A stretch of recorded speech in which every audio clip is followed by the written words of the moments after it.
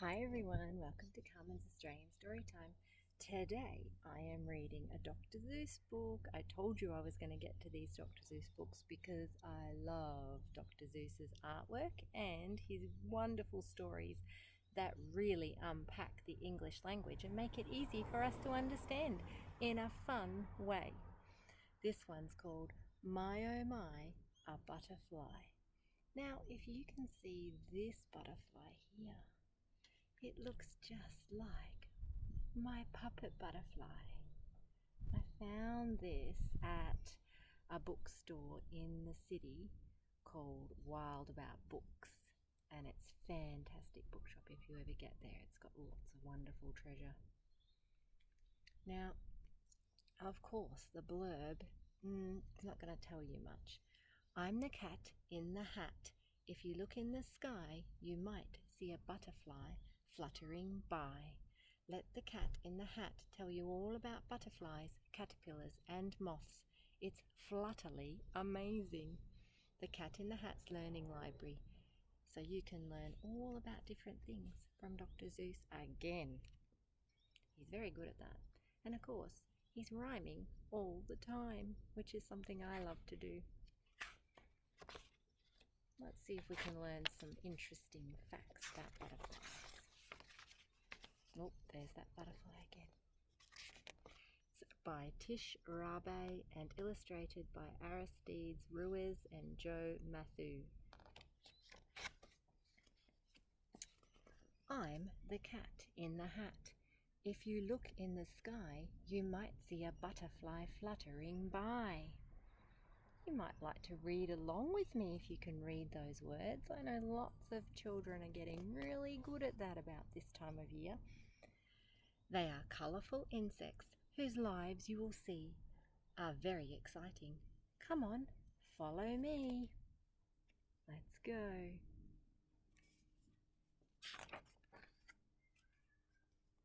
Right here, out of doors, if you look, you might spot a butterfly egg. It's a little round dot.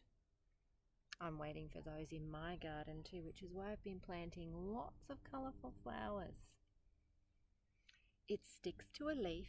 Rain won't wash it away. Right here on this leaf is where it wants to stay. You may think in these eggs there are small butterflies, but wait till they hatch and you'll get a surprise. Caterpillars hatch out of butterflies' eggs.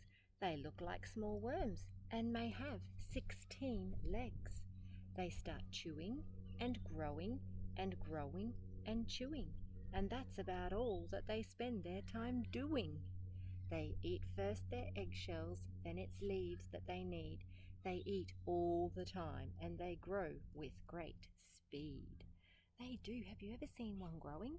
Sometimes you might be lucky enough that your class has them growing inside the classroom and you can watch them. If we grew as fast as they do, this was funny to us. In 2 weeks, we would each be as big as a bus. Yeah, I'm pretty happy I don't grow that fast. This caterpillar has grown too big for its skin. It needs bigger skin than the skin it's been in. So it takes a deep breath, then it wobbles and wiggles. Its skin starts to split as it joggles and jiggles. I love all of these adjectives, these great describing words. This is a spot that looks like an eye. It does look like an eye, but it's just a spot on the caterpillar. The old skin falls off, and right there underneath is new bigger skin that's been hiding beneath. It eats the old skin. Oh, yum, how delicious. Protein in the skin makes it very nutritious. Can't say we eat our skin. Maybe it's nutritious. I don't know. See this caterpillar? He really looks cute, dressed up in his new black and orange striped suit. He's got his new skin. After the 4th time it sheds all its skin, the next stage of a butterfly's life will begin. It hangs upside down like a small letter J, and for a few hours it hangs there that way. Then it changes again. The next stage is this. A shell forms around it called a chrysalis. There it is, the chrysalis. It's a very protective shell. Inside the chrysalis, the caterpillar keeps changing. All of its body parts are rearranging. For almost 10 days, it can't move and can't eat. Then one day, the butterfly's change is complete. A tiny black leg begins to poke through. Within seconds, another leg pops into view. She bursts into the air. A bright new butterfly. Her wings are so soft that at first she can't fly. She must wait till they harden, till then she must stay. If an enemy comes, she cannot fly away. Her antennae start working to sense what's around her, the motions, the smells, and the sights that surround her. So see her very fine antennae? You see them on here on my puppet? In hours, her new wings get harder, and so she is ready to fly. She is ready to go. See these two caterpillars? They're different. Here's why. One will soon be a moth, one a bright butterfly. One makes a chrysalis, and now we know inside it a butterfly starting to grow. There's the chrysalis. One spins a cocoon like a blanket to hide in, and then a new moth begins growing inside it. So a cocoon is a little bit different. A cocoon is on the leaf where a chrysalis hangs off the leaf, and that's the way you tell if it's going to be a moth or a butterfly. Spiders, frogs, beetles, birds, lizards and mice think bright butterflies for a snack are quite nice. No, don't eat them. Every butterfly knows birds are trying to catch it. Its wobbly flight makes it harder to snatch it. Yes, have you ever tried to catch a butterfly? It's not easy, they're pretty quick. This butterfly's colours warn foes it might meet. I am poison, I'll hurt you, I'm not good to eat. Some cover their bright wings with dark wings, you see. This helps them to blend with the leaves on a tree. So the top of the wings are dark. Good idea. So this is the small postman butterfly, and this is the Indian leaf butterfly. I've never seen one of those. They look very pretty. Butterflies are so light, this will show you how many you will need just to equal the weight of a penny. They see thousands of pictures. If one looked at me, here is a drawing of what it would see. They do, they see lots of the same image all at once. With this tube, the proboscis, a butterfly draws nectar from flowers like we drink from straws. So it looks like a big long straw. It's called a proboscis. Can you say that tricky word? It's having a big drink of the nectar. We have a new hobby. We just started trying. It's fun and it's free, and it's called butterflying. We look to find butterflies. They're everywhere. Out of doors, near a stream, on the ground, in the air. I'm having a connection here to about this time of year when all the butterflies start flying over from the top of Bribey Island. And when we're out swimming, there's butterflies flying all over our heads. It's pretty special. There's the pine white butterfly, the morning cloak butterfly, and a painted lady. We write down the day and the time that we saw them. We write down the place, then take crayons and draw them. You can have a go at that too. A tiger swallowtail. They saw it at 10 a.m. down by the stream. When you find butterflies, there are ways you can see by the size, shape and colour what kind they might be. Butterflies get their names from all different things.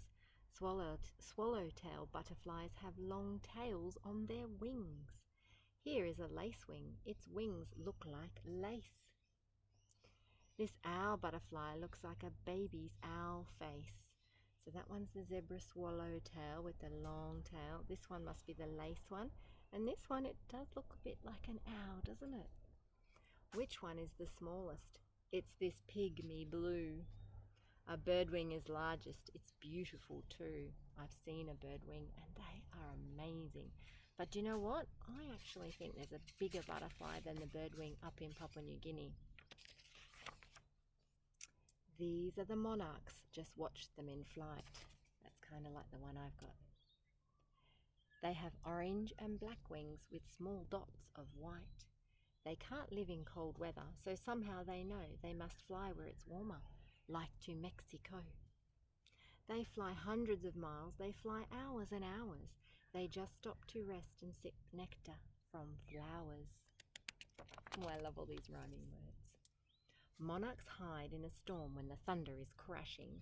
They know they're in danger when lightning is flashing. How do these butterflies know where they're going? Scientists really have no way of knowing. Butterflies can be tagged to show where they're from. This way we can learn how far they have come. This one is from Maine and I think this is cool. It was tagged by the kids at an elementary school.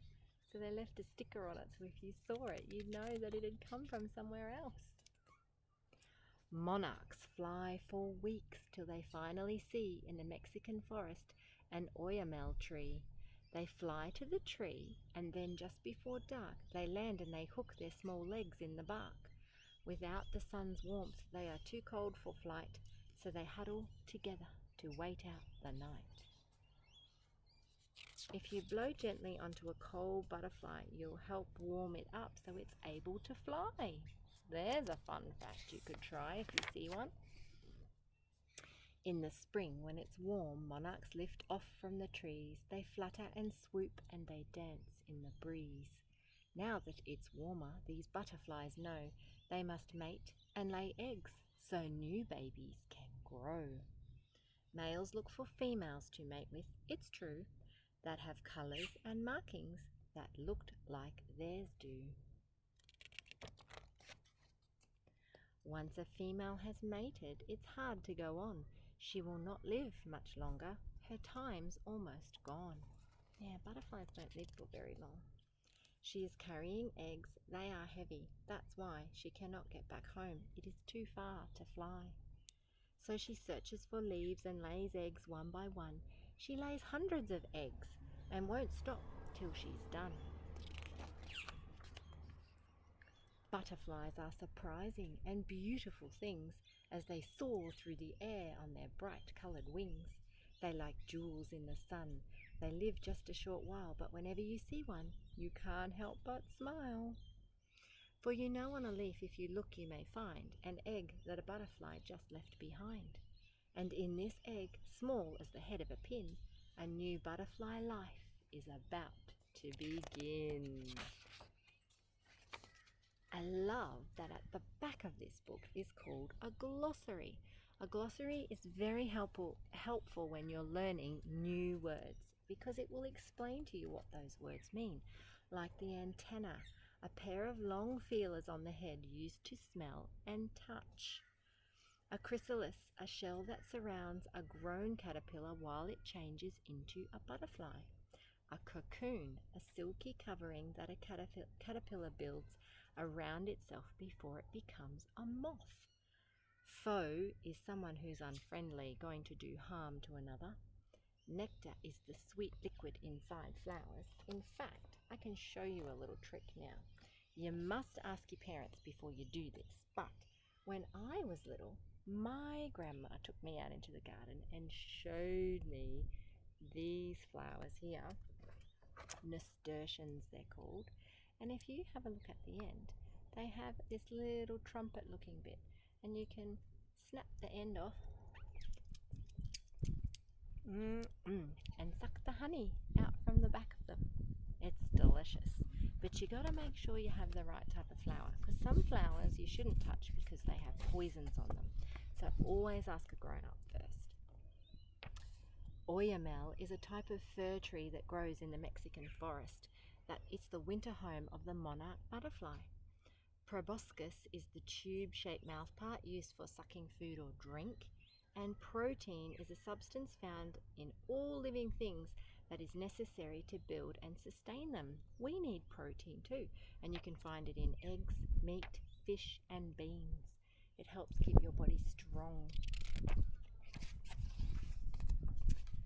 This page I like too. Now you might not see this in many books anymore, but in fact books, it's called the index, and you can go straight to it to find the part of the book that you really want most, because some books are very long and very a lot of pages, let's just say that. So if I wanted to look up monarch butterfly, my first thing would be to go through the alphabet.